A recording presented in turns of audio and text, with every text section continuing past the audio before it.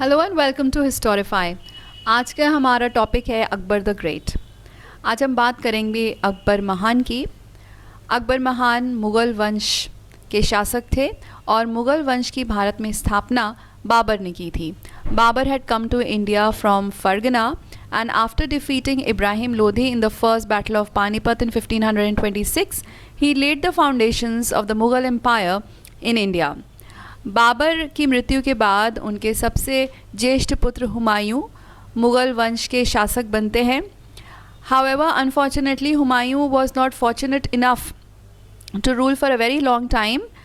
After a few years of his reign, he was defeated by Sher Shah Suri, the founder of the second Afghan Empire in India. और इस पराजय के बाद हुमायूं को exile में काफ़ी समय तक रहना पड़ता है। And when he returns in the year 1555, he again does not get much time and he dies while coming down from the library Deen Panha. He gets grievously injured and he dies. And at that time, his son Akbar was a very young boy and he was posted as a governor in Punjab.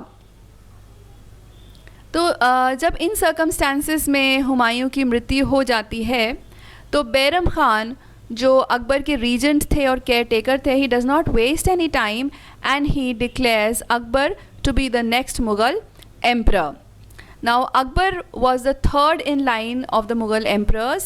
His reign lasted from the year 1556 to 1605 and Akbar के जो early years of rule थे उसमें he got the full support of Bairam Khan, who was his leading general and also his regent.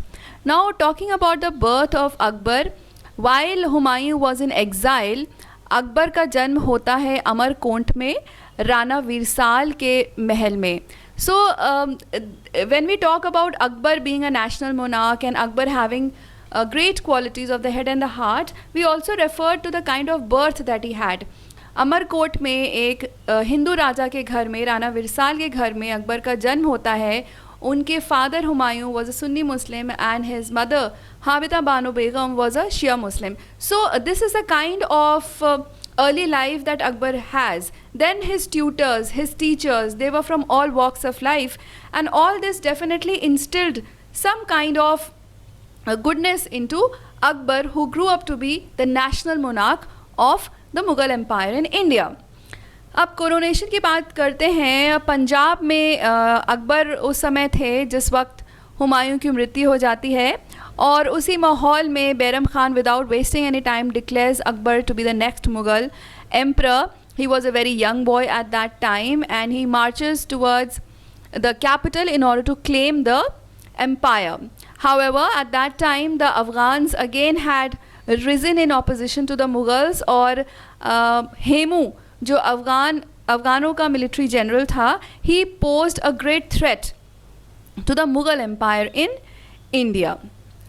Now when we talk about the epithet of great, why is Akbar called great? Now Akbar is referred to as Akbar the Great या Akbar Mahan because of the many accomplishments that he has to his career. Military achievements और military campaigns के अलावा अकबर की जो Rajput policy थी, जो religious policy थी, जो एडमिनिस्ट्रेटिव रिफॉर्म्स थे और जो ऑल राउंड डेवलपमेंट था एम्पायर का, because of which he gets the title of great. इसके अलावा हम इतिहास में, जब भारतीय इतिहास में ग्रेट की बात करते हैं, then we talk about Ashoka the great and one very popular other ruler who is also referred to as the great is Alexander the great, who has the title of being the one of the greatest rulers in the history of the world.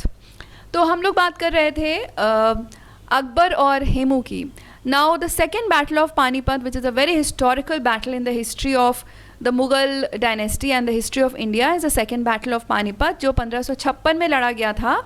ये युद्ध अकबर और हेमू के बीच लड़ा गया था. Hemu was the chief minister and the military general of Adil Shah Sur, who wanted to reconstruct the Afghan empire in India. Now Hemu was definitely a military genius.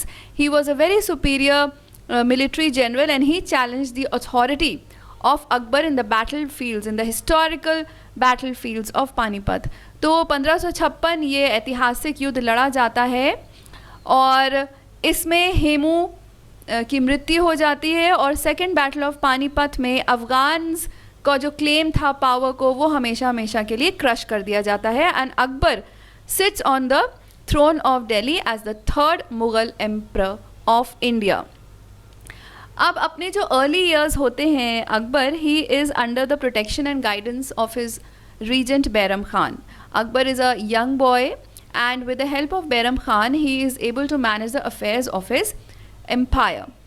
However, as he grows in age and he reaches teenage, Akbar wants to rule all by himself.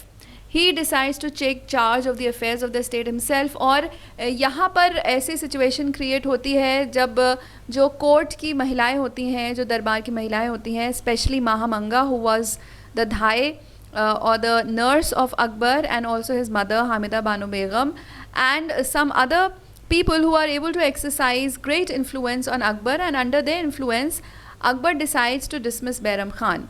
Akbar को ये एहसास होने लगता है कि वो independently राज्य करना चाहता है और बैरम खान को हज करने का सजेशन देता है. And Bairam Khan is asked to leave so that he is able to assume absolute power and authority in the empire. Now after Bairam Khan leaves, Akbar embarks upon a policy of conquest and annexation. धीरे धीरे जितना भी Mughal empire disintegrate हो गया था during the reign of Humayun, Akbar tries to recover various parts of his kingdom. He goes to the extent of launching an all India campaign for reconstructing the Mughal empire. और इसी series में Malwa capture किया जाता है 1561 में. बाज बहादुर who was the ruler of Malwa, later on he is inducted into the court of Akbar. फिर गोंडवाना 1564 में कैप्चर किया जाता है. Gujarat which was also a very important center was conquered in 1572 and followed by the conquest of Bengal. तो इसी तरह से Akbar continues his policy of conquests and annexation and tries to build a very huge and powerful Mughal empire in India. Now north west campaigns की अगर हम बात करते हैं, so Kandahar and Baluchistan, all the northwestern area which was always the place which always held interest of the Mughals because of this northwest area belonging to the ancestors of the Mughals. The Mughals all of them wanted to have a strong hold in the area, so Akbar also continued with his northwestern policy and secured the northwestern frontier, and he was quite successful in his campaigns as far as the northwest is concerned. Also South India, Akbar also had the ambition of extending the Mughal empire to south. In the year 1601 he annexes Berar Khandesh and parts of Ahmednagar. This was one of the last campaigns of Akbar and he proved to be successful in all his military conquests. Now in his very long rule of almost 40 years, Akbar carved out a very huge empire extending from the Hindu Kush mountains in the west to Brahmaputra in the east and from Himalayas in the north to the river Godavari in the south.